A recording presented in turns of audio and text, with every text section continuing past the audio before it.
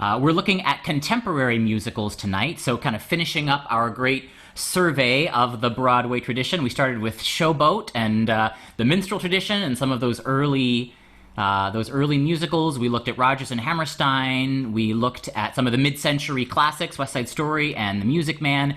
We looked at the kind of cultural revolution, the civil rights era, and what happened on Broadway in the late 60s and early 70s when the Broadway sound started to shift and give over to some new influences, rock and hip-hop and different kinds of things.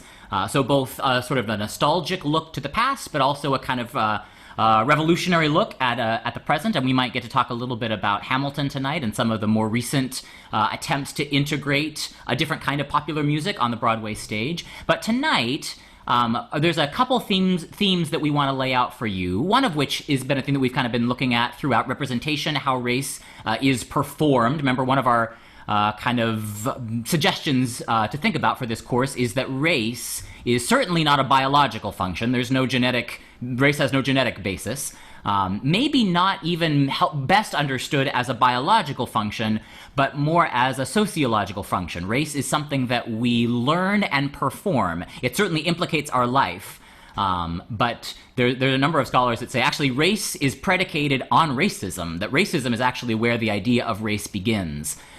So there may not be anything biological about me that makes me appear a certain way in the world, but certainly the color of my skin and where I come from and the culture from which I come implicates in significant ways, in ways that we're just really beginning to unpack, who I'm able to be, what I'm able to do, the privileges and roles I'm able to have in society. So thinking about race as in many ways a performance, which is no more highlighted than in a theatrical context in which questions of race and performativity are often very complicated and very interesting as we look at kind of shows that give us actors playing, sometimes people of mixed race, of different races, and think about representation. Does it matter what the color of the skin of an actor playing a role is? Does that depend on the role? Does that depend on the piece? That's one of the questions that we're always kind of looking at. But tonight, also thinking about the power of lament, the power of grief. All three of the shows that we're going to be looking at tonight, to some degree or another, begin an exploration of what Peter and I have suggested is the theological concept of redemption, which is one of the questions that we're asking throughout the course, right? What does redemption look like in the very secular context of the Broadway musical? And all three of the shows we're going to be looking at tonight, Ragtime, Children of God, and Hamilton, locate the beginnings of a theology of redemption, if you like, in the phenomenon of lament and grief. So inviting us to think about how theater as an art form, maybe even as a kind of secular liturgy, invites us into the space of lament, of cultural lament. Peter and I were talking a little earlier this week that that's one of the things that we really feel like is lacking in our culture right now as we're going through seismic changes, seismic trauma, really, as a culture dealing with pandemic, death, loss, political dysfunction, protest. And we've lost a lot of our spaces where, as a wider culture, we would come together to lament and to grieve, and really feeling the isolation and the maybe even a little bit of PTSD that's coming as a result of having lost those ritual ways that as people, as human beings,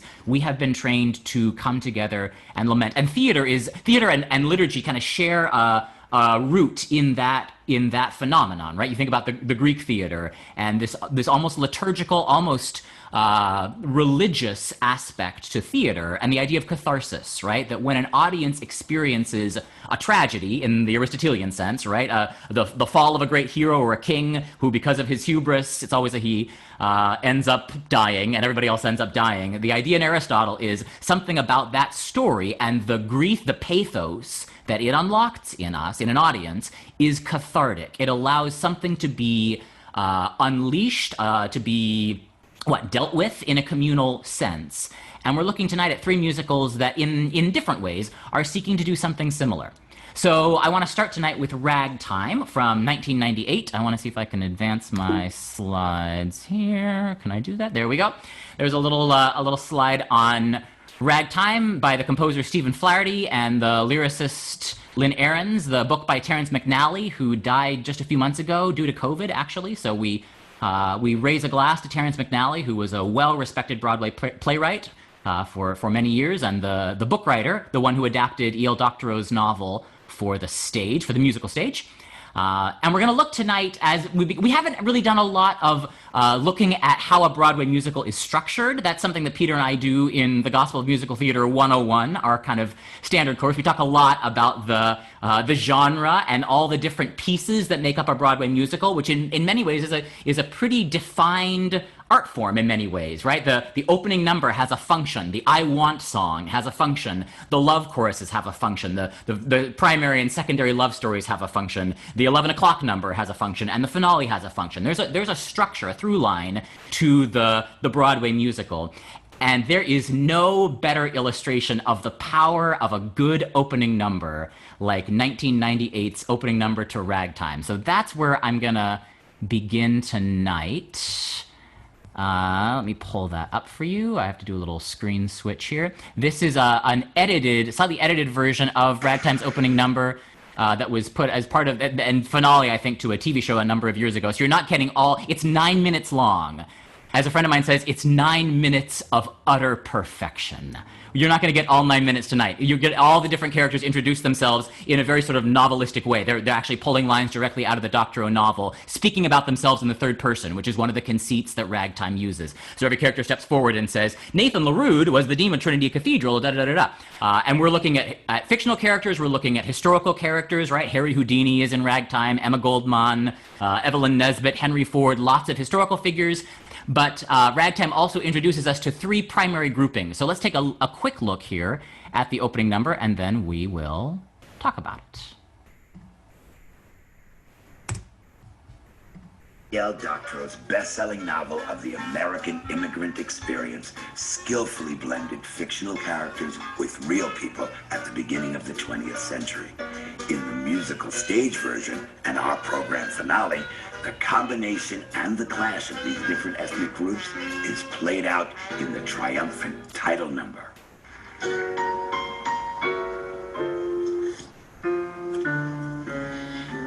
1902, Father built a house at the crest of the Broadview Avenue Hill in New Rochelle, New York, and it seemed for some years thereafter that all the family's days would be warm and fair. The skies were blue and hazy, rarely a storm, rarely a chill. La, la, la, la, la. The afternoons were lazy, everyone warm, everything still. La, la, la, la, la. And there was distant music, simple and song lost online, giving the nation a new syncopation. The people call it ragtime. Your days were gently tinted, lavender pink, lemon and lime. Ladies with parasols, Fellows with tennis balls, there were gazebos, and there were no Negroes. and everything was ragtime. Up in Harlem, people danced to a music that was theirs and no one else's. The sound of changing time, the music of a better day. Listen to the ragtime. Ladies with parasols, fellows with tennis balls. There were no Negroes and there were no immigrants. Gentle is America. They came from Western and Eastern Europe by the thousands. No dream was too big. They would be the next J.P. Morgan, Evelyn Nesbit, or Henry Ford. It would be their century too. It was only 1906. And there were 94 years to go. And there was music playing, catching a nation in its prime. Beggar and millionaire, everyone everywhere, moving to the ragtime.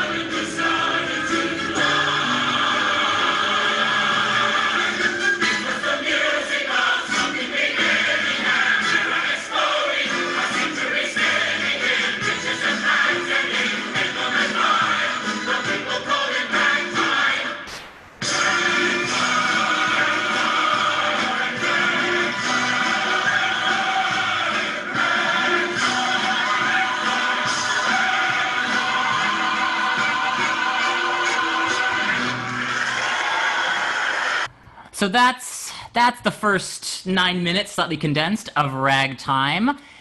So if this was the 101 class and we were kind of thinking about musical structure, I would show you that clip and then I would ask you, what does that opening number tell you about the story you're about to see?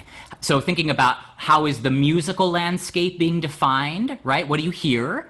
How is the visual landscape being defined? What do you see? A dance has a big piece to do with that in this number. What do you see? What are the themes? What are the ideas, musical and textual, that are being handed to you that set you up for the next 2 hours, that two and a little bit more, that you're going to be sitting in the theater with this rather complicated story? What do you learn in that opening number about the world of ragtime, about the world of America in 1906, and about the America of 1998, when that is first put on Broadway? What do you learn? It's awfully in your face that all of the New Rochelle people are dressed in white. Mm-hmm. But I guess my response is there are 3 groups who are going to literally bump into each other in this next 2 hours. And that one piece where they're interwoven but have to get back in their groups, and they're in the sense they herd each other back into the groups. Yeah. That's, I guess, speaks of the way to be safe back then. Yeah. There's that really interesting moment where you see a couple characters at the head of their groups all kind of confront one another. And if we're paying attention, if we know the story, the 3 individuals that we see are the 3 individuals who are going to break barriers, right? We see Tata and his little girl, an immigrant from Latvia, and his daughter. We see Mother, the matriarch of the New Rochelle kind of world. Marin Maisie plays her on Broadway. And we see Coalhouse Walker, the ragtime musician. And the 3 of them lock eyes with one another, and then a couple members from their groups kind of walk around them and pull them back in, right? But we have this little window into, basically, that's the story of the next 2 hours, are those 3 characters with the little girl and the little boy kind of secondarily, who are going to come together and in some ways kind of reconfigure the family groupings a little bit. That takes us on the 2-hour journey. But it's in some ways, we're getting the entire 2.25 hours of ragtime played out in about 2 minutes of dance in that opening number, which is kind of remarkable. What else do we learn? Well, in the New Rochelle, the white settlers, let's call them, song, what is the actual line? And there were no Negroes? There were no Negroes and there were no immigrants. Yeah. There were no Negroes, there were no immigrants. So this kind of revelation of white culture, dominant culture, ruling culture, and again, it's the nostalgia of looking back, like Music Man, to Iowa at the turn of the century, or even Hello Dolly. This sense of everything. I'll pun just a little bit. Everything is all white. And yet, even that all white culture, even in that verse, there's a sense that there is a new music that they are hearing. So even in that world, something is beginning to infiltrate, which is going to be one of the stories that we see, how that world kind of explodes and falls apart as a result in ragtime, as kind of a result of music, right? Music as a destructive power, but also music as a redemptive power. So already those themes are being laid out for you in that opening number. Anything else on the opening number?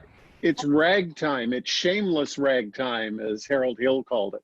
Yeah, ragtime, shameless music. Yeah, which, I mean, we don't think, at least I didn't think of ragtime as a particularly racially coded musical genre, but in 1902 it was, right? And you get that a little bit when Coalhouse Walker comes on stage and says, up in Harlem, what he actually says is men and women of color dance to the music of Coalhouse Walker. This was a music that was theirs and no one else's, right? So ragtime begins in the bars and the dance clubs of Harlem, and it's race music, right? That begins now to find its way. Actually, the scene in which Coalhouse comes into the house in New Rochelle and sits down at the piano and begins to play, right? This is called ragtime, and Grandpa says, you know any coon songs, right? So the stereotypes are being laid out for you, but Coalhouse says, no, this is not minstrelsy, right? This is not black music performed for white people. This is our music.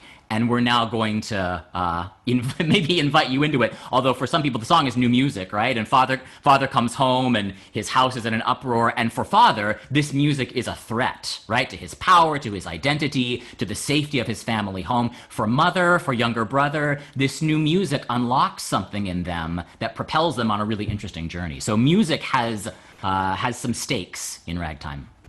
So my question is, there was a historical little note on this that polite society embraced ragtime as disseminated by brass bands and society dance bands. I mean, I'm wondering about the factor of sort of assimilation, a cultural assimilation. The roots are strictly in the African American community, and that's where it came from. Yeah. And the white culture took it over.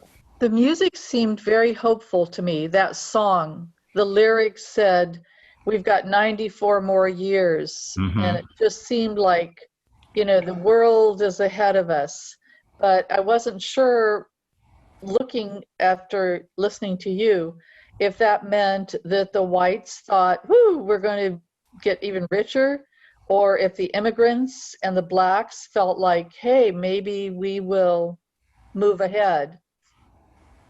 Yeah, it's an interesting question, isn't it? A lot of the lyrics in that opening number, Ragtime, characterize this new music as a sign of hopefulness, right? This is new. This is the music of something beginning, an era exploding, a century spinning in riches and rags and in rhythm and rhyme. The people called it Ragtime. So a lot is embedded in those lines, right? This is the people's music. It's being presented to you as music that is of the streets, of the people. We might ask, whose people? Who's defining that? That population. But that's what's being presented to you, right? Music of the people, whatever that means, and music that has a certain kind of energy, a certain kind of tension, right? You think about Ragtime in juxtaposition to kind of traditional Western classical music, right? The beginnings of jazz, chords that don't resolve right away, syncopation is happening, so skipping a beat, right? That's one of the lyrics that we learn about Ragtime, music that's skipping a beat, picking up steam, la, la, la, la, la. Lynn Ahrens, the lyricist, says, actually, my favorite lyric in Ragtime is when the white people sing la, la, la, la, la. She's like, everybody thought that was just placeholder lyrics until we came up with the real lyrics. And then I said, no, she says, those are the real lyrics. That's how white people are interacting with this world, right? La, la, la, la, la. That's what they hear. That's how they participate. So that is kind of a little bit of a satire, an indictment of the white culture that's la, la, la, la, lying their way through this music that has energy, destructive power, the power to upset apple carts and do some kind of interesting damage to traditional cultural norms. But also, kind of embedded in that is this is also the music that has the power to restore, redeem, and maybe bring something about that is better, wholer, more oriented towards peace and justice than what has come before. So music has a double-edged sword, which I think is part of what you're getting at, Grace, that ambiguity at play in that music. Yeah. Anything else that we want to say about Ragtime? Or the opening number, Ragtime? I think that, first of all, there's no reference to First Nations, again, as in before. But the other thing is that the mother, is she kind of foreshadowing feminism starting up? Because it's not just there are three family leaders, right, or group leaders, but she's probably the more forceful in the white group. Yeah. In many ways, if there's a central character in Ragtime, Mother is probably it. It's very much an ensemble piece, but she's probably the character who we get the most of kind of a sense of her journey, right? From a very safe world. She gets the 11 o'clock number, and structurally, right, in a Broadway musical, the character who gets the 11 o'clock number is probably your protagonist, right? She's the one that sings we can never go back to before, right? There was a time when I was very safe and I was happy in this world and I can't go back there. It's the song at which she leaves her husband, right? And she actually ends up with Tata, and they adopt Coalhouse and Sarah's little boy. So they become this, interestingly integrated family, which is a little bit of a romanticized, you think like in 1902, like, is that realistic and possible? Okay, it's a beautiful idea, maybe not realistic. And there's a lot of kind of assumptions that are very alighted over in some very fast ways. But she is kind of the title character. So in many ways, Ragtime is the story of a woman's emancipation, if you like. It's presented to you as the awakening of this woman, and she does become kind of a proto-feminist, right? Very much kind of a, and you actually, in the more recent production of Ragtime, she's surrounded then by a group of women. In the original production, they were just offstage voices awing behind her. But in the new production, she's surrounded by a group of women, and very deliberately not just other white women, right? The women from the immigrant society and the women from the African-American group join her on stage. So in some ways, the redemption story of Ragtime is presented to you as a kind of intersectional redemption of women, both who are, marginalized because of their gender, marginalized because of their sexuality, and marginalized because of their race and ethnicity. It's presented to you as a kind of intersectional feminism. We can talk about, what does that look like? But it's an interesting choice for a musical. I was going to use the word intersectional as well, because I think it's what Ragtime does exquisitely and probably better than any other musical of the modern era, which is to place not just these three groups, African-Americans, settlers, and immigrants, and their storylines literally intersecting, but also you've got cut through that the growth of women in power and feminism. You've got the sense of music and all that, all that brings it. And so you end up with two things. One is a picture of a much more complicated nostalgia, if I can put it that way. We're a long way from River City, Iowa here. We're in a more complicated world. That's very 1996, I think, to look back at that.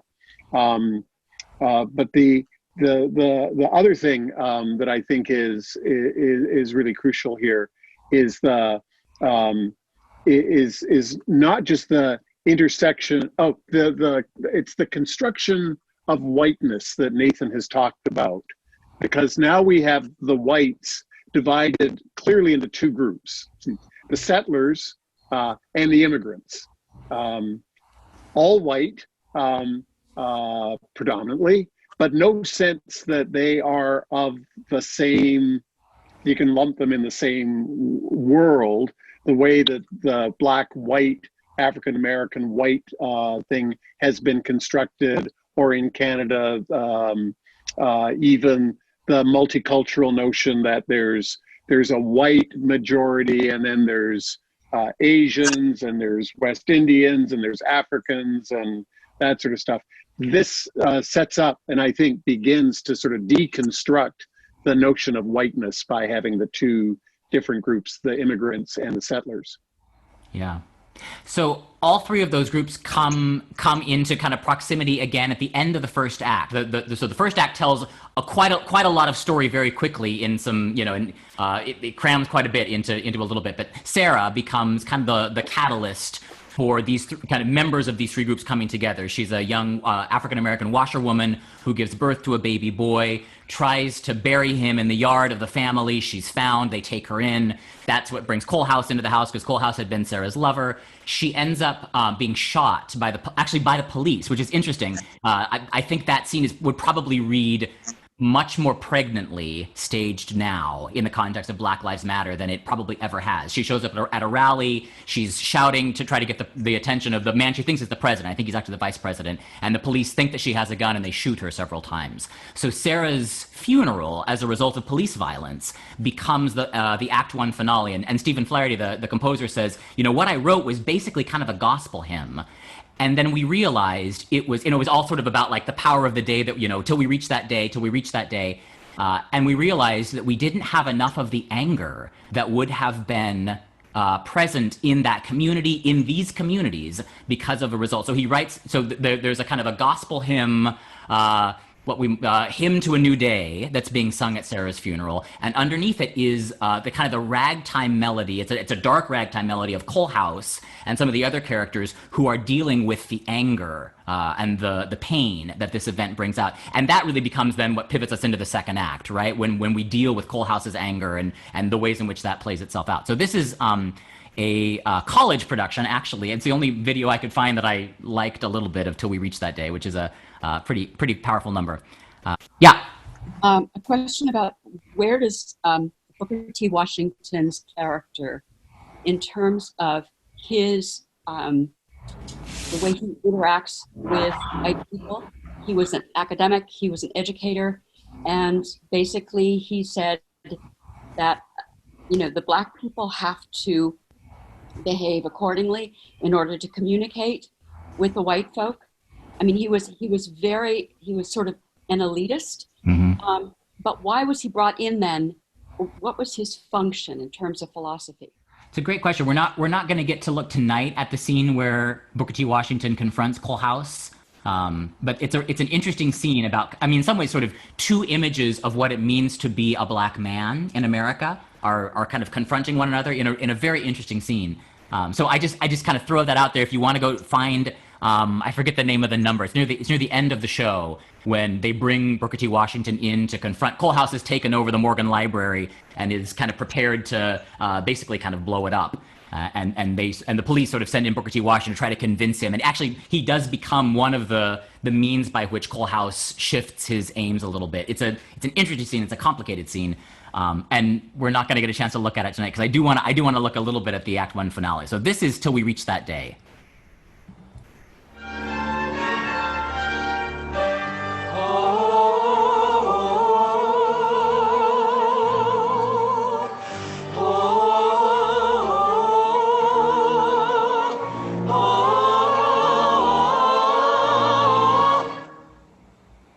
There's a day of hope. May I live to see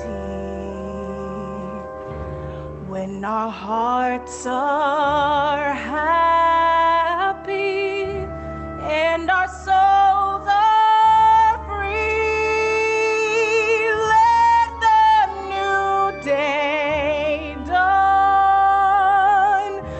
Oh Lord, I pray we'll never get to heaven till we reach that day.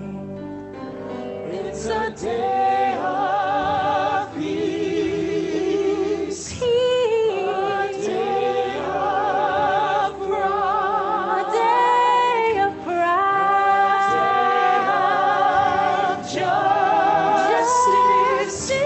We have been denied.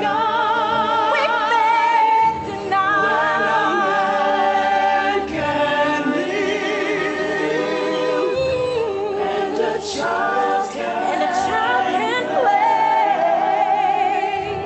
we'll never get to heaven till we reach that day. What they did to her, what they took from her.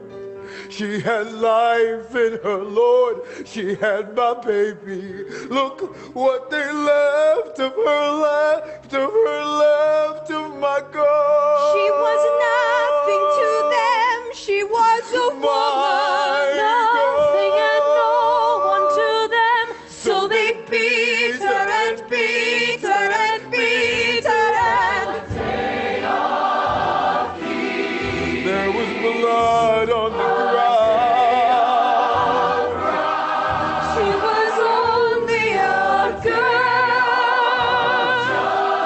It will happen again. It will happen again and again and again.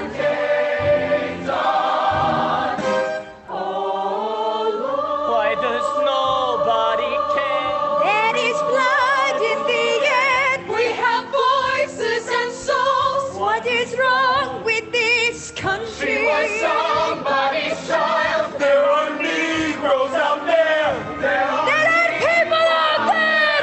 Give the people a day of Oh, die, Lord. A day of justice. Oh, with nothing, no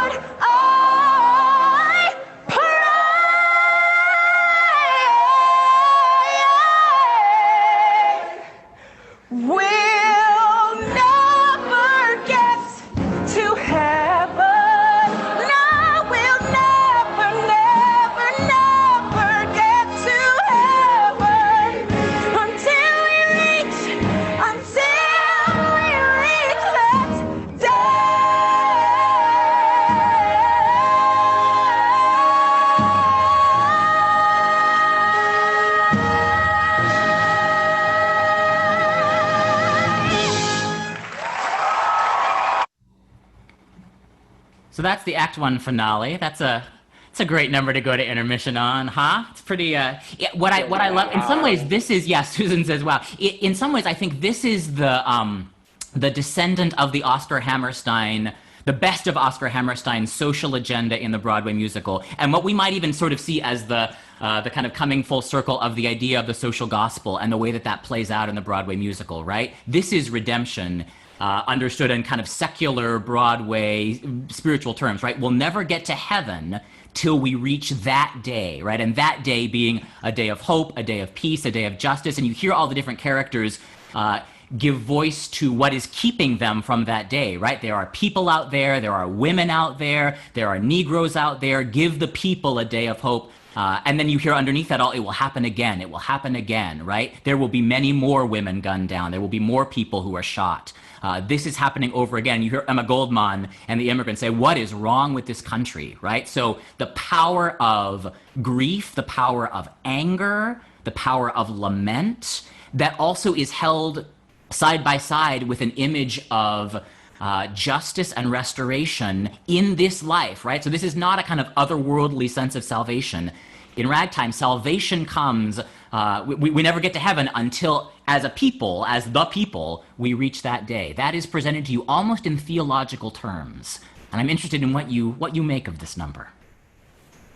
It's so incredibly powerful. When Nathan and I were chatting about this on Monday, my mind went to, because of the health restrictions with COVID, after, and just take one of the incidents that's happened over the last few months, after the murder of George Floyd, there weren't able to be the public gatherings. I said to Nathan, you likely would have done something at Trinity Cathedral, and we likely would have done something at Christ Church Cathedral in Vancouver to bring people together to have this sense of outrage and horror and grief, which propels us into, can propel the human community into a vision and into change. But that was denied. And I think to some extent, the inability to gather, to express the grief and the horror, and to be together in that, similar to in West Side Story, how the Jets and the Sharks come together singing Somewhere around Tony's death. There is, as you were saying, Nathan, this cathartic power of grief and lament in community together that can change, that begins a redemptive or a transformative process. Yeah. There's something interesting to me about watching that production in particular, because it's a bunch of young college students playing those roles. And I think in that context, especially now, having been down a little bit to the protests here in Portland and seeing kids about that age, many of them, African-American kids, multiracial kids, it's hard for me not to see those faces in those actors, and the power of the anger and lament of, in some ways they're playing roles that are a little bit older than they maybe are, but there's something about the rawness of the voices of youth giving voice to this that is just, I don't know, it's different than watching professional Broadway actors do that number. And in this context, in the days that we're living in, I find something really powerful about that. In preparation for this class, I actually watched the movie Ragtime, and found certain parts of it to be very powerful. And I wanted to touch back to what someone brought up about the question of Booker T. Washington and why he was part of the production. And as I watched the movie, I was taking notes. And when he is sent to confront Coalhouse Walker, Coalhouse is saying that he needs to have certain demands met before his pride is restored. And Booker T. Washington makes what I think is the most powerful speech in the entire movie. And he counters with, no, the wrong done to me, I will not avenge. I shall stand with dignity and Christian love until my enemies are won over because they honor and respect me. Only then will we have our pride back. I thought that was an incredibly strong statement in terms of redemption and gaining pride and gaining purchase. And I wanted to throw that into the mix. Yeah, anybody have a response to that? The role that Booker T. Washington plays in this, which in some ways is the role of redirecting Coalhouse's anger, we might say. In the musical, he says, think of your son. He kind of uses Coalhouse's son as the emotional twist of the knife, if you like. Think about the legacy you're leaving his son, which I think it's the speech that he gives in the movie, as Kate has said, is a little bit different. But he is the one who kind of comes in to receive Coalhouse's anger and then redirect it. We might say to assimilate his anger, to de-toothify, that's not a word, but to defang him a little bit. That's a better word than de-toothify. It's a complicated, and Booker T. Washington has a complicated legacy, because in many ways he was seen as an assimilationist, as somebody who apologized for African Americans and sought to make them and their culture palatable in white society. So Booker T. Washington hasn't always aged well, but is also in some ways the progenitor of the ideas of nonviolence that would later find their fullness in the work of Martin Luther King and others in the civil rights movement. So in some ways that's a little bit of the complications that we're seeing at play in the confrontation between Coalhouse and Washington in that scene. Other thoughts on that? I wonder what that would have looked like written by an African American or person of color, because there's a way in which that's very dominant culture serving. Mm-hmm. To ask a prominent figure, Booker T. Washington, calm everybody down so we're not disturbed. Yeah.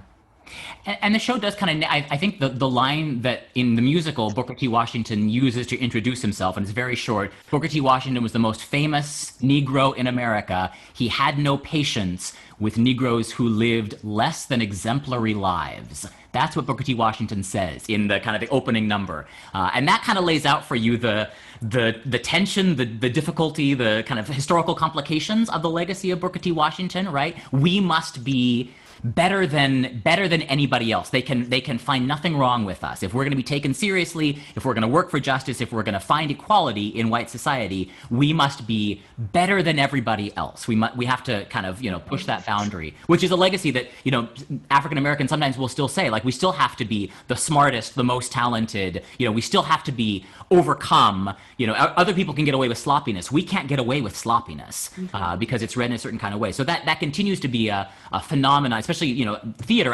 artists will often talk about that, right? We have to be the most talented person in the room. If we slide for a minute, we let down the race. And in some ways, that's a legacy of Booker T. Washington, and it's a complicated one. It's a tricky one.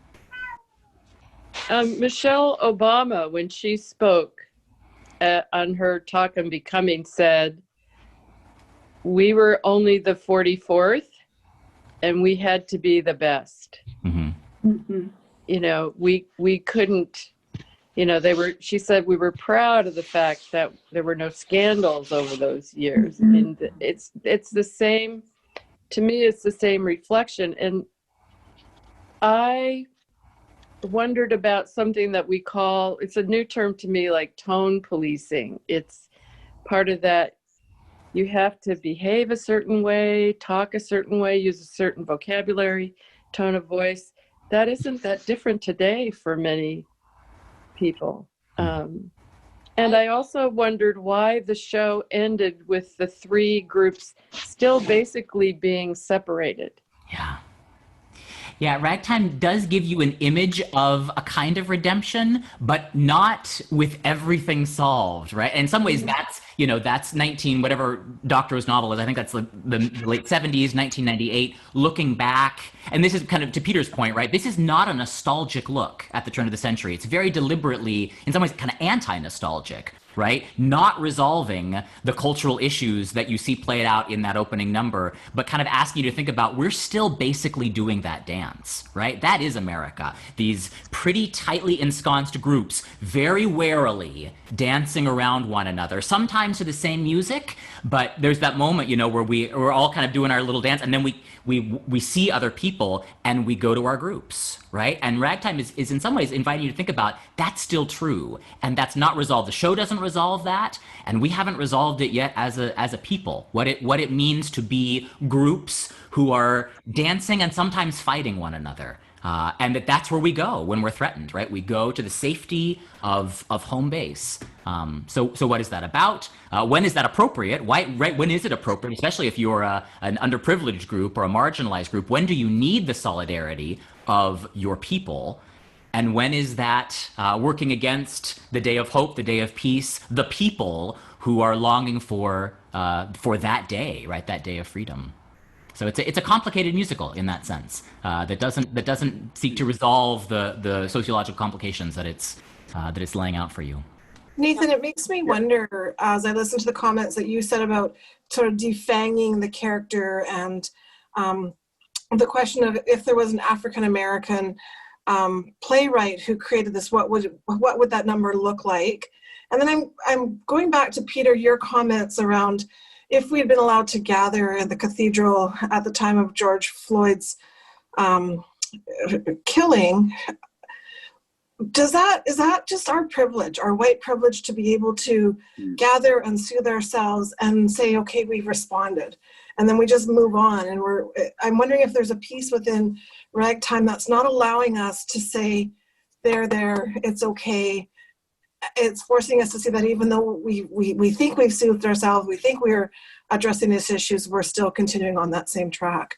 And so I can't help but find lots of layers within our current discussion. And my questions around, are we truly addressing the injustices we have with white privilege?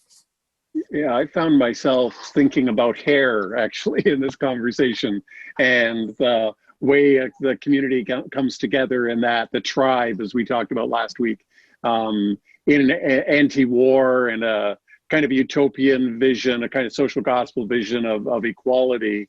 But just to Kathy's point, I think it seeks to tie it all up too tidily at the end, even though, you know, Berger is killed and comes back. The last big number in Hair is "Let the Sun Shine In," this sense of hope. We've been through it, and I think this is where theater can kind of let us down. That, or West Side Story, you know, the Sharks and the Jets have had this big fight, but now there's kind of this suffering has redeemed it, and now everything is okay. And for the theater patrons, you know, and I think this will come very clear in Children of God. Okay, we've done it. We've grieved, and now we can go back. The world's going to be fine, and it simply isn't fine. So yeah, Kathy, to your point of self-soothing from a kind of privileged perspective. I think maybe this is a good place to begin to transition into Children of God, because I think, Kathy, what you're identifying is really critical, right? The tension between self-soothing and what we might even say in a really kind of negative way, consuming somebody else's pain, using somebody else's pain as entertainment to make a buck, is one side of that tension. Right? People paying big money to go to the theater to weep and feel like something has happened, versus what the artists, what many people want to call the sort of redemptive power of group lament, and where along that trajectory is something like Ragtime, and where is a piece like Children of God, which is also seeking to bring kind of constitute a community around ritual and around remembering a story, sharing a story of deep pain. In a way that is, I mean, in some ways transcending theater and doing something like liturgy, I think. But Peter, do you want to talk a little bit about Children of God? Set that up for us, and sure, as we continue this exploration. And I'm going to do a little background for our U.S. friends, because some of the references to within Children of God are particularly Canadian and highlight what's been a signal moment in Canada. So. Just so you all know, Corey Payette, who's an Indigenous musical theater artist, created this show called Children of God. It's been coast to coast across the country, playing in every major city, including a month-long residency at the National Arts Centre, similar to your Kennedy Centre in Washington, the National Arts Centre in Ottawa. It had a very long development process, from workshops in 2011 through to 2015 in a number of settings. Its world premiere was in Vancouver, British Columbia in May 2017. So it's a pretty new piece. It's about a OG Cree family whose children were taken away to a residential school in Northern Ontario. So just as way of background, the residential school system in Canada was designed to take Indigenous children away from their home communities and educate them into becoming like non-Indigenous kids. One of our former Prime Minister, Stephen Harper, in a 2008 apology to residential school survivors, simply put it this way: the residential schools were designed to kill the Indian in the child. They were created and funded by the Canadian federal government, and they were primarily run by churches, Roman Catholic, Anglican, United, and Presbyterian. They were active across Canada from the late 1800s. The last one closed in 1996. It's estimated that 150,000 Indigenous children were taken into these schools. Nathan, do you have the slide called The Scream from the... Is that this one? Yeah. This is from a show that's currently on at the Museum of Anthropology in Vancouver by another Indigenous, two-spirited Indigenous artist named Kent Monkman. You can see here, if you can get close enough, you've got the Royal Canadian Mounted Police, the Mounties, you've got priests and nuns, and you've got Indigenous families with their kids being taken away from them forcibly in many cases. The residential schools were an instrument of a policy of cultural assimilation to isolate kids, Indigenous kids, from their land, their language, their families, and their cultural traditions, and immerse them into basically an English school system. The effect of these schools and other aspects of the Indian Act, and it actually is an act still on the books of the Canadian Parliament, is increasingly regarded as cultural genocide. Residential schools were sites of physical, emotional, and sexual abuse against the children, who were often physically, corporally punished for speaking their traditional language or for trying to escape. Many children died while at these schools. And Children of God, the musical, if you can make a musical about this, absolutely nightmarish, and Corey Payette does an astonishing job in my view, explores this tragic legacy that is still felt today. This is very raw and current by many Indigenous peoples. Many survivors of the schools grew into adulthood lacking parenting skills, fostering another generation of children without a nurturing family environment. Youth suicide in Canada is highest on First Nations reserves and communities.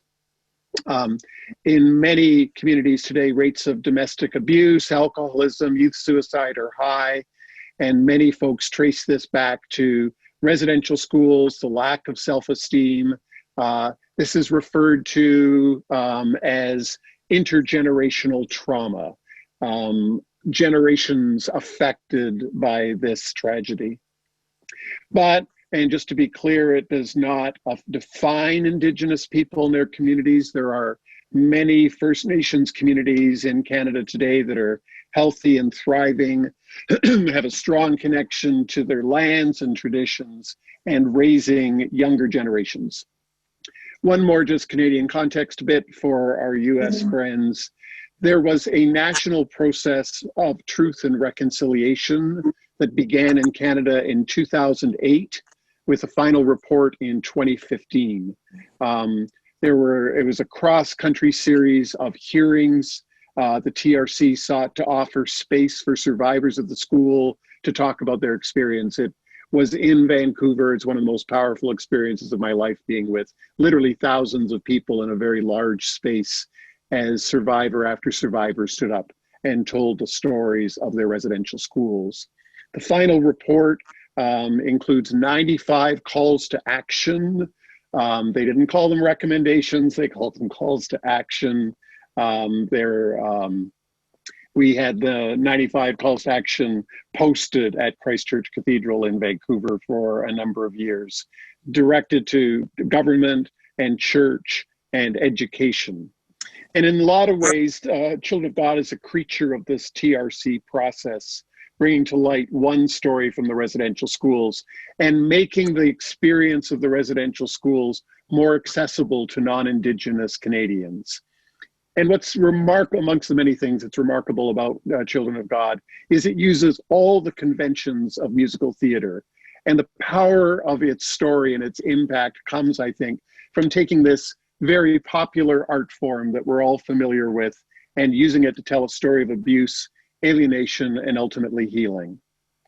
So the story revolves, just quickly, a synopsis around Rita, who's a mother of children in residential schools. Her kids are taken away from her, Tom and Julia. She regularly goes to the gate of the school and is not allowed access to see her children. This is based on, sadly, too many facts. The kids had no idea that their mother is at the gate wanting to see them. They feel abandoned by her, forgotten by their family. The musical is set in 2 time periods. First, looking back to Tom. Tommy is a boy. When you see him as an adult, he's unemployed, he's down in his luck, he's easily angered. He's separated from the mother of his 2 children, so the intergenerational trauma, the family breakdown is there. He goes back to the reserve to stay with his mother to try to find a job. He encounters old schoolmates, and he confronts the demons that have colored his life by remembering his time at residential school. He and Julia have gone to the school. It's run with a heavy hand by the church. Father Christopher warning Sister Bernadette that much more than talk is needed if they're to accomplish their objective to erase the children's heritage, including, they call their language their gibberish. The students wear identical uniforms and hairstyles. The boys' heads are shaved. The girls' hair is cut off. Long hair for young Indigenous girls is a sign of pride, is something that they are proud of. The children are lonely, they're hungry, and they're abused. They find some comfort with each other in their games. And one wonderful scenes, the boys watching television are watching the Lone Rangers, and they have a fight, these little boys, over who gets to be a cowboy and who gets to be an Indian. They try to remember what life was like at home.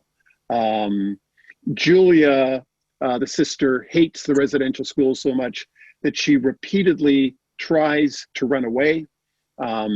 She is punished, put into isolation, raped by the priest, it dies from a botched abortion, and she is disappeared from the school. They just say she ran away. She's buried in an unmarked grave on the school site. Neither her brother or her mother are officially informed of their death. It's only years later that they discover the reason that she's disappeared. And when they discover it, Mother Rita absolutely insists that she and her son return to the site of the residential school. And then there, and I think this is the clip that Nathan has coming up, Rita offers a ceremony to let her daughter's spirit be freed to enter the world of the ancestors.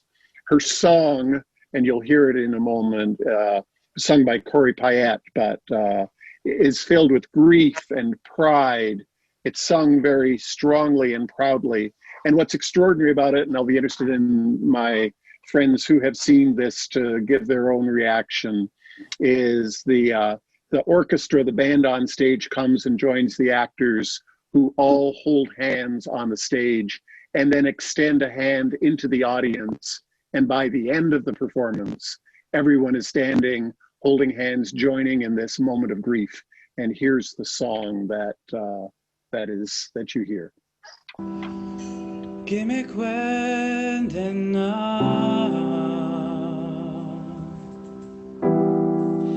Anines Shinikazoya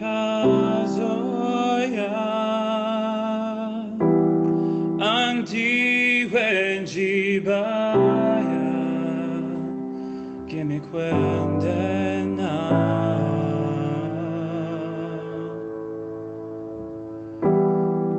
quendena ni de anima maya ni Messiah ni Sayeya. Do you hear them calling you? Give me quendena. Do you remember Ni de anima our fathers and mothers, ni Messiah ni Sayeya. our sisters Do you and hear them calling?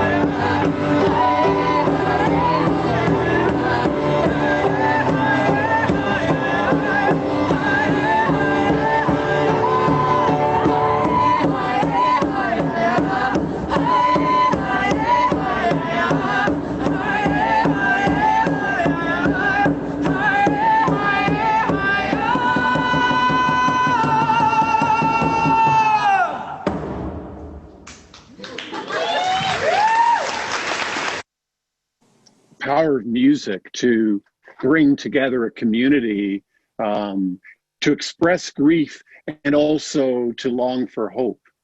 I wonder if others who have experienced Children of God would add in some things to fill in some of my earlier comments and your own experience, if you're willing and able. Yeah, I think it was without doubt, one of the most moving shows I've seen. A whole lot of us from Christchurch went, and I think we filled 3 rows or something. I don't think there was a dry eye in the whole theatre. And Jack and I were talking about it before this evening, and Jack said, "How did it end?" And I said, "I don't really remember. We were all crying so much." It was just so remarkable. We also saw it, not with a group, by ourselves. I think it is an amazing an amazing performance. But many people who need to see it never went to see it. It's something, and that's true of the whole situation. I come across daily people who are confused about the rights of Indigenous people, even though it's in the news a lot, and and there's lots of efforts to try and educate people, but still education about this issue seems to dissipate without a lot of real action. Interaction. Yeah, thanks for that, Allison. And I mean, I think the worst part of Children of God could be for settler people like me, like us, to see it and then think, well, we now understand residential schools and what all that meant. There can be a kind of cheap grace here because of having this enormously, and I think those of you who haven't had the privilege of seeing it can hear those of us who talk about it having difficulty still expressing it without tears, because it's so deeply affecting, and it's a step, it's a moment, and thank God for it. But it's not enough. There's more. And this is where Nathan and my conversation about Children of God and Ragtime and then Hamilton sort of got to the importance of lament and of community grieving and feeling together is just so essential as a step, but not, we haven't done it, to put it that way. And yet there is something really, I think, Allison, your point is really well taken, right? The people that maybe most need to experience it are the ones who are least likely to buy a ticket and go, which is, I think that's always kind of a tension, in some ways we're always sort of preaching or singing to the choir. But I'm curious, those of you who kind of went into Children of God already more or less converted, and we might even broaden to, think about theater in general that touches on social issues. Even when we come into the theater, knowing that we've already bought in, right? We agree with the project, our politics are in line with the piece. I'm curious if there's something still about what happens in that theater when the audience is brought into the rawness of the experience, and in a way that only music and kind of ritual can do. If that changes something, even if you are already converted, if you leave the theater different, and maybe not in terms of having been, convinced of something that you weren't convinced of otherwise, but is there still power in that sense, preaching to the choir, singing to the choir? What does the choir need, or how is the choir changed as a result? Well, I think you are. Oh, I totally agree, Nathan. We came away enriched terribly, wonderfully. It encouraged us to talk about it with other people, which we, is a way of spreading the message around. So yeah, you're absolutely right. But I would argue with you about, knowing the issue because I think nobody would have gone to see Children of God without knowing the issue of residential schools. Sure. I'm not sure that many people, especially Canadians, would have watched Hamilton knowing exactly what the issues were. So we learned a lot watching Hamilton, but I think that specifically this was a very directed issue, and it had a very direct audience. Sure. And as Peter has said, in many ways was part of a larger cultural conversation around truth and reconciliation, and a whole kind of, so it wasn't just the show in isolation, it was the show responding to a moment. And I think that's really significant as we think about how theater interacts with culture. And in some ways is an interesting kind of reflection on Hamilton, right? And the ways in which that show is also not a standalone piece, although now it's being exported in ways that, kind of change its context. But thinking about the larger kind of conversations that shows like this tap into invariably, and then how that shifts as they have a life beyond the original moment. I think that's an interesting thing to think about. Theater that responds to larger conversations that are happening in societies. I didn't see Children of God, but I did go to the Truth and Reconciliation Commission. And one of the things that struck me was a lot of the women who testified about what had happened to them apologized to their children because they couldn't be good parents. They were not good mothers because they didn't know how to do it, and they had been taken from their families, so they really didn't know anything about parenting. And I found that very poignant. And they apologized to their spouses too because they felt they were not the partner that they wanted to be. Another comment is about how we translate our consciousness raising into some action. Do we think about that when we vote for people who are running for office? You know, do we write letters to our MPs or MLAs about the treatment of First Nations people? So, you know, what do we do with that raising of consciousness? How do we respond?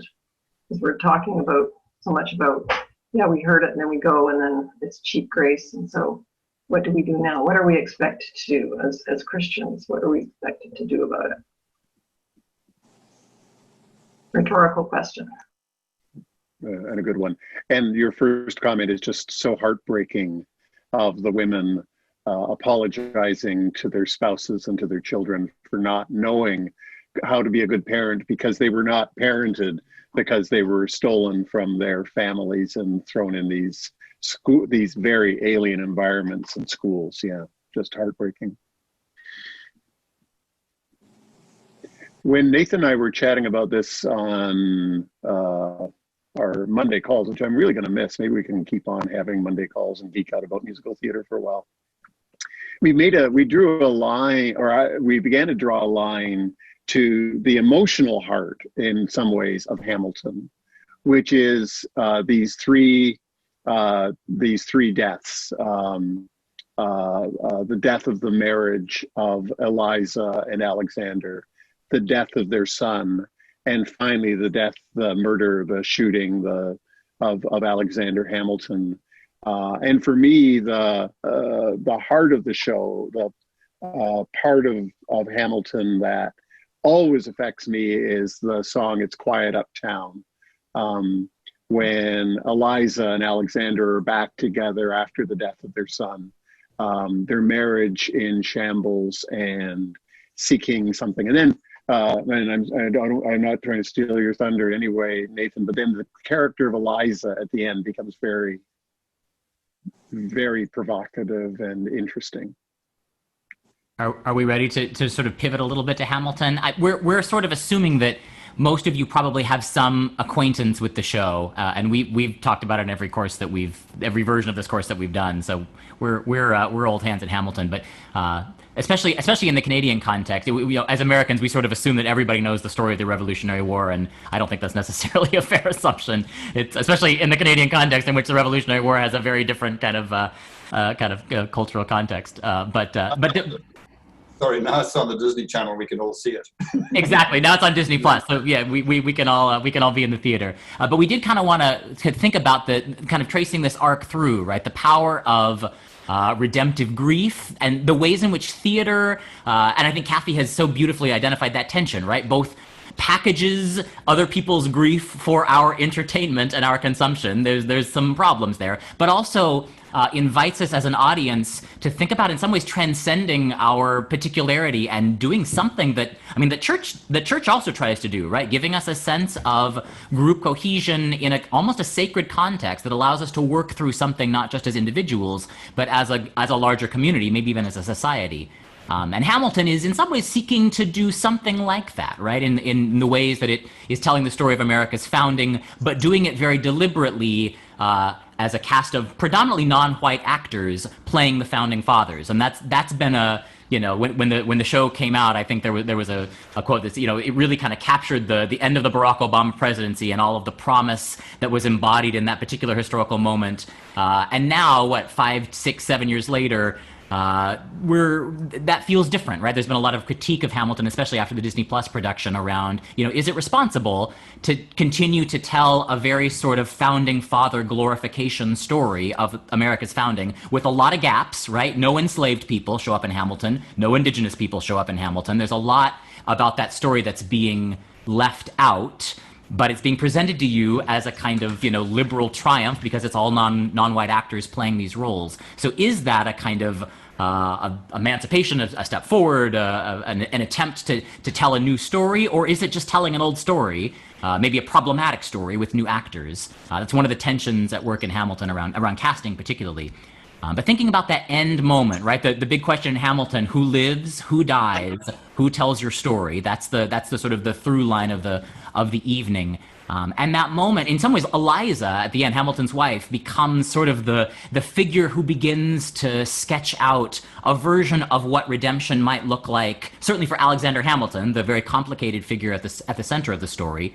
And in some ways, Hamilton is being offered, I think, to the audience as a kind of avatar for America, right? If Hamilton can be redeemed, or if he can be understood, maybe, then perhaps as Americans, as the American project might also be redeemed. So I wanted us to take a quick look at the very end of Hamilton, the kind of finale number. I couldn't find, Disney Plus has all kinds of rights, as you could imagine, so I can't show you Disney Plus. They won't let me do that.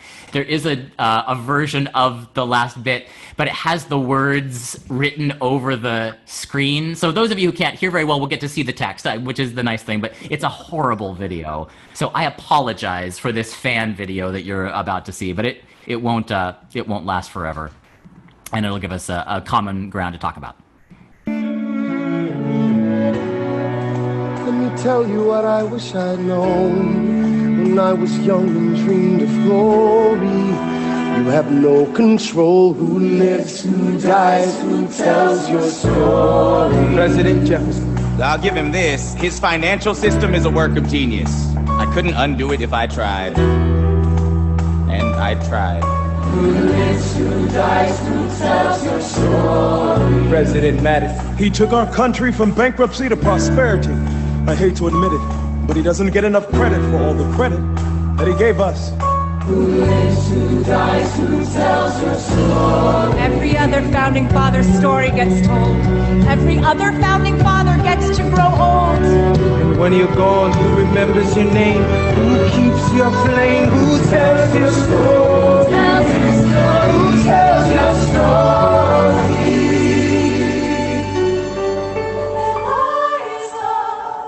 Myself back in the narrative.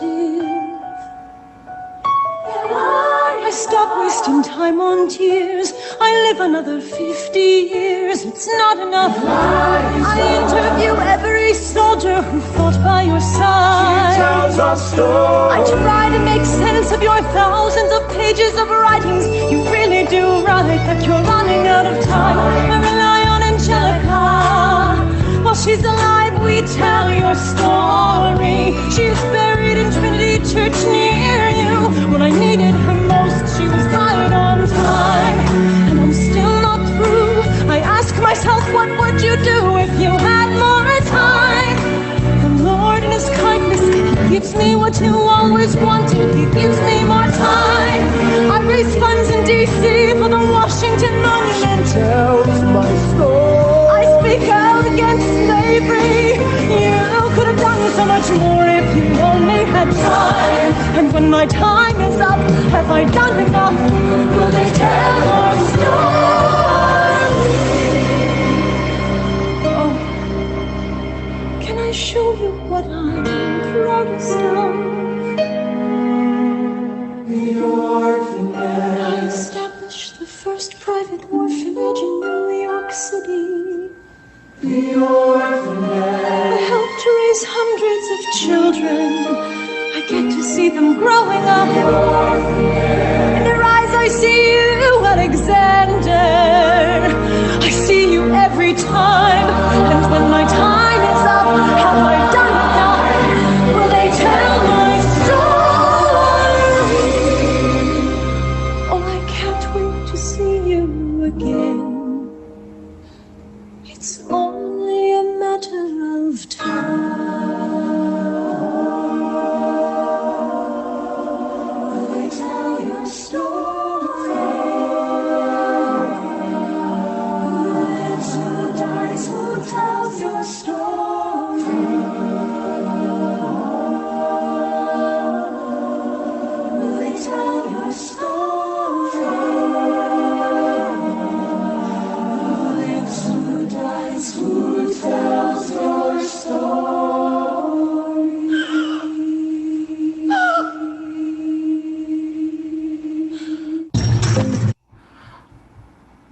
apologize for the video ads coming in at the end. I wanted us to catch that last moment because there's this really interesting conversation happening online. What is that ending about?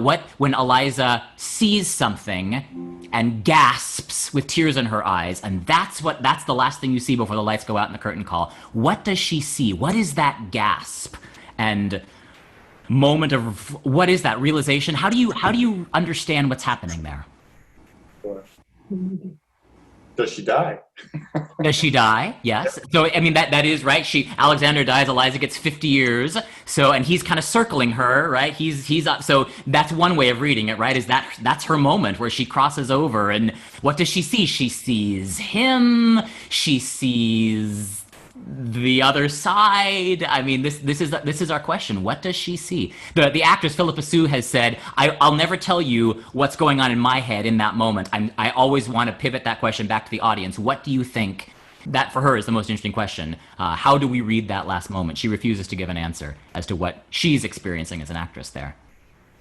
Yeah, Susan says, seeing Philippa and Alexander together, right? So yeah, she has, her son has died, her husband has died, everyone basically by that point, everybody Eliza knew has died. So is that what she sees? And actually in theatrically, they're all behind her in white, right? Like all the actors who play the characters who have died are now in white and they're dancing around her. She's still in color. So does she see the company, right? Does she see that she's an actress on a stage and there's these people behind her? I mean, it's a really interesting moment theatrically as well as historically.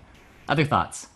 But if we are keeping in mind the redemption theme, for Hamilton in particular, the death of Philip is what exploded the family, really, and to have that perhaps be the idea of that everyone, they are redeemed by the forgiveness, which again happened, it's quiet up here, the New York time, but to have the son that was lost in that manner as same as his father, that would fit with that redemption idea.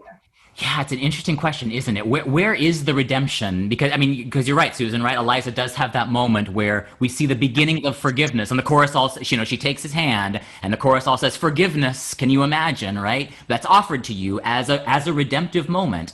And yet at the end, you get the sense that if Eliza is on a journey of redemption, it is a journey, right? There's that moment, but her forgiveness is, takes her 50 years, and it has to do with the power of telling a story, right? In some ways, this is very similar to Children of God. There is power in memory. There's power for Eliza, there's power in telling the story she wants to tell. She chooses to tell his story in a particular way. She says, I wrote myself back in the narrative. So in some ways, it's like, is she telling his story? Yes, she's doing a lot to, make sure he gets remembered in a certain kind of way. She's also telling, I think, the story that she needs to tell about who she is and what he has meant to her. So in some ways, Eliza is telling the story of her own redemption. And that's kind of what is kind of offered to you as, maybe that's what you just saw in the theater, is one woman's attempt at redemption for herself and her husband by telling the story in a particular kind of way. Or maybe it's Lin-Manuel's Miranda's attempt to redeem America by telling our story in a particular way. So what do we remember and what gets left out? And is there a redemptive power in telling a story in a certain kind of way? Telling a story, naming the names, the Breonna Taylor, say her name. I mean, the Children of God piece, remember what went on and feel it. Like, and this is all in the air we breathe as liturgical Christians. The power of story and remembering. And letting the story change us, and letting music touch us. I mean, I think that's just so many ways we can turn this crystal to. I think part of what where we kind of wanted to invite us into tonight is thinking about those. I mean, in some ways, in a very crude way, we're just giving you moments in the theater when we cry, right? I mean, that's really kind of all we're doing tonight. But that's worth, I think, that's worth some sustained reflection, isn't it? What is it about particular moments? Like, what are we responding to there, right? I mean, certainly, like, it's good music, it's performed well, there's a kind of, there's a sumptuous quality of the orchestration that invites us into this world. I mean, we can unpack the strategy that, enables professionals to get an audience to a place where they will cry together. But as Peter and I are both priests, right? This is what we do. We attempt to put you in a theater that makes you cry. And sometimes we feel kind of cynical, at least I do. I can't speak for Peter. I sometimes feel very cynical about it, right? I know how to, pull triggers, and I spent enough time in the theater, like that, like I can manipulate an audience into feeling an emotion. So there's I don't know, I feel a little uncomfortable sometimes, and yet I know, both from the perspective of theater and from the perspective of liturgy, the power of gathering people in a room to sing together, to experience a story together that makes us cry. And that's more than just, I want to suggest to you, it's more than just consuming an experience. I think there is a redemptive possibility when we experience that kind of catharsis, whether it's in church or in theater or in a rock concert, or I don't care where you experience it. When art moves you, I think that's God at work. At least sometimes it is. So I don't know, but I invite you into the tension that Kathy kind of sketched out for us. Sometimes that's true, and sometimes that's cheap manipulation that's trying to convince you to give money to a cause or something like that. And that the theater traffics in that continuum in some really complicated ways. So does church. So does church. Yeah. Yeah, someone had put in the chat, could you explain the liturgical connection? I think Nathan was doing it when you typed in those words. But it's I mean, liturgy has its roots in theater, or theater has its roots in liturgy. Yeah, I would put it the other way around. The whole notion of getting together, telling a story, experiencing it viscerally not just in our minds. I mean, I think it's the beauty of liturgical worship is we're not just sitting there and getting stuff. You have to get up and be part of it. It's participatory. It engages us with the hope, I think, in liturgy and it's certain kinds of theater that we're changed because of it. We become, we're transformed. We see the world differently. We think differently. We see people differently. We see ourselves differently. It's a call to action. Yeah. And I think as we've said tonight, it's not enough to have that experience, right? We can't just cry in a theater, check the box, and then go about our merry lives. Like if there's integrity in that experience of theatrical or liturgical redemption, it must change us and then propel us to be different and to maybe act differently, behave differently, vote differently, right? Participate in culture in a different kind of way. It has to be the beginnings of something, not the end of something. And I think that's we say that about church, but I think that's true about theater too. It's not enough to just consume an experience. It needs to propel us into some kind of a change, and that becomes in some ways sort of the proofing of the pudding, if you like, between paying to have an experience and really participating in your own redemption, if we're going to put it in those terms. So, any kind of final thoughts on this before we, I'll just do a quick little commercial that we think there may be a podcast coming your way in the near future called The Gospel According to Musical Theater, and it will maybe feature Peter and I and some special guests, so we're working on that. So if this is your jam, that will be coming up. Those of you who are in Canada, actually I don't think you have to be in Canada to enroll. We think there may be a course coming this summer to Vancouver School of Theology that will probably be a version of what we've just done over these last couple of weeks. We'll make it we'll do it right this time. But that's coming. So just a little commercial, some other things that are coming your way. But any final thoughts as we prepare to end our time together? You've been a very indulgent class, a very indulgent crowd, and we thank you. Thank you. I think when we got to this point, I was more comfortable with looking at the whole topic as racism and transformation rather than racism and redemption. Oh, good. Because certainly Hamilton changed me, Children of God changed things for me big time. And I have a question which you probably can't answer, but going back to Kathy's point about just being soothed and go on our merry way. I wonder how George Floyd remembrances at Christchurch and Trinity would have been raw rather than a panacea.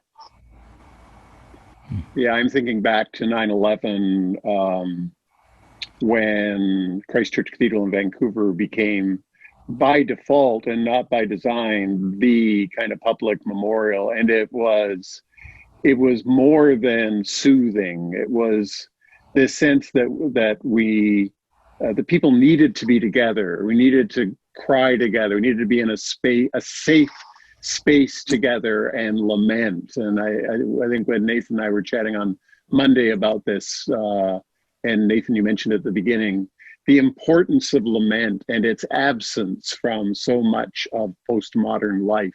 Community lament. I mean, we tend to, and especially in COVID times, we're hunkered down in our individual bubbles, quite literally, or pods, or whatever we're calling them these days, without the corporate opportunity to express grief and sadness and horror and anger, and somehow in doing that, find the courage, the spirit, the strength to re-engage and to carry on and to be agents of transformation. I think the biggest sadness for me just recently is coming through the pandemic, where we are not in the cathedral in person. We're not there together. And I'm just amazed when you watch it on Zoom or live feed, you're just not moved. And it is so important that we're all in the same room and singing together and standing next to each other and being moved together. I think in both the power of liturgy and the power of theater are both things that we're all a little more aware of now that they have both been taken from us, right? I long to be in a theater full of people again. It's not the same to watch Hamilton on Disney Plus. That's not the same thing. In the same way that it's not the same to watch church on Facebook. I miss standing next to people and hearing them sing a hymn with me, and that's an experience. And there's something about the vibrations of. I mean, we can quantify that in a million different ways, but there is power in physical proximity, and there's a lot we can do online, but it's different. And I think that's a piece of what we're lamenting, I think, is how important those ritual acts of togetherness are for us. I mean, just as human bodies in spaces. So here we all are on our Zoom call, prepared to say goodnight and log off. So I long, friends, to be in a room with all of you, and I trust that if it doesn't happen in this life, it will happen in the next, when we all have our gasping moment with Eliza and cross over and find ourselves. I imagine the afterlife is a big theater where the show is the best thing you can imagine, just on and on and on. So I long to sit in that crowd with you and experience the power of good theater and good music and good liturgy in the presence of all that is holy and divine. So in all of God's holy and wonderful names, we say amen. Thank you for your amen. being a part Thank you, Nathan.